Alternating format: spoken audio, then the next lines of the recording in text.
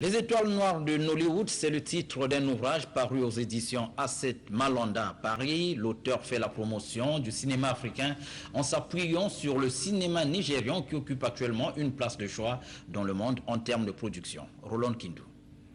Le cinéma, généralement considéré comme septième art, occupe une place de prédilection au Nigeria. Dans cet essai de 293 pages, intitulé « Les étoiles noires de Nollywood », l'auteur présente le Nigeria comme deuxième puissance mondiale en termes de production cinématographique, ce après l'Inde. Et je fais une critique générale à propos du cinéma en Afrique. J'ai tout simplement choisi de parler du cinéma au Nigeria parce que c'est le premier pays producteur de films sur le continent africain et le Nigeria est également le deuxième pays producteur de films au monde. Donc vous voyez, donc le premier pays producteur c'est l'Inde, après c'est le Nigeria. Les États-Unis viennent juste derrière le Nigeria. Donc il m'a semblé important de parler de ce qui se fait de bien en Afrique, de ce qui se fait de positif en Afrique. En plus, ce sont des jeunes. La plupart des personnes qui pilotent cette industrie au Nigeria sont jeunes, vous voyez. Et donc c'est la raison pour laquelle j'ai décidé de parler de quelque chose qui se fait au Nigeria par des jeunes. Le Nigeria, c'est l'Afrique.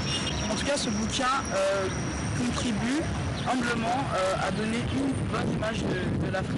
La montée en puissance du Nigeria dans le domaine du cinéma s'explique, d'après l'auteur, par la passion et au talent des différents acteurs de cette industrie. Dans ce volume où l'on retrouve un compil des séquences des films nigérians, A7 Malanda, originaire du Congo-Brazzaville, se propose d'informer, de sensibiliser et de susciter l'intérêt pour le cinéma africain qui propose un genre nouveau.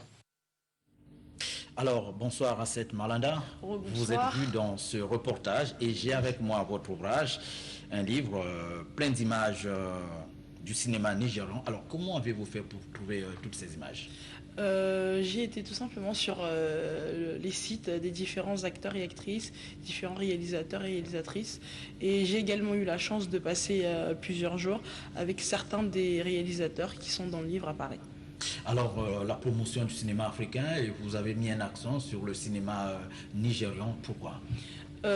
C'est juste logique. Pourquoi j'ai mis l'accent sur le cinéma nigérian? Parce que sur le continent africain, comme on vient de le voir dans le reportage, le Nigeria est le premier pays producteur de films en Afrique et le second au niveau mondial. Donc il était normal de parler du Nigeria en particulier dans ce bouquin.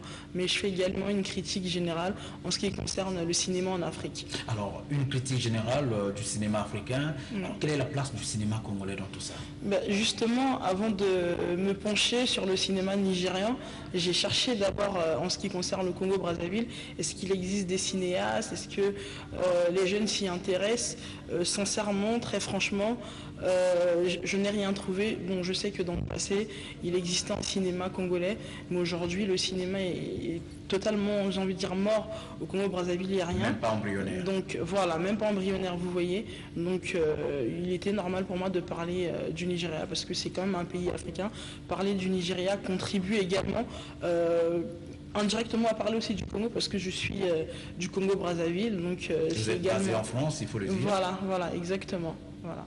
Donc c'est peut-être, vous avez répondu à l'appel du président qui demande le retour au bercail. Le retour des jeunes, de tout le monde, voilà, en tout cas, moi mon souhait sera en tout cas d'apporter la culture cinématographique ici au Congo, donc avec en tout cas le soutien de tout le monde ici au Congo. En particulier, j'interpelle le ministre de la Culture, M. Ngakoso. Donc en tout cas, il existe des jeunes Congolais de Brazzaville à Paris qui sont compétents en la matière, qui aimeraient bien venir travailler au Congo. Donc en tout cas, on est ouvert et j'aimerais beaucoup travailler au Congo. J'ai envie que mon expérience profite au Congo-Brazzaville. Ce qui est sûr, à Paris, c'est vrai qu'on a des opportunités. Même au Nigeria, les portes me sont ouvertes en tout cas, mais j'ai bien envie de commencer ici quand même, chez moi, initier certaines petites choses. Tenez-vous tranquille, les portes du ministre Ngakoso sont grandement ouvertes. Merci A7, on aura l'occasion d'en parler peut-être dans d'autres émissions ou bien dans d'autres éditions. Merci. Merci.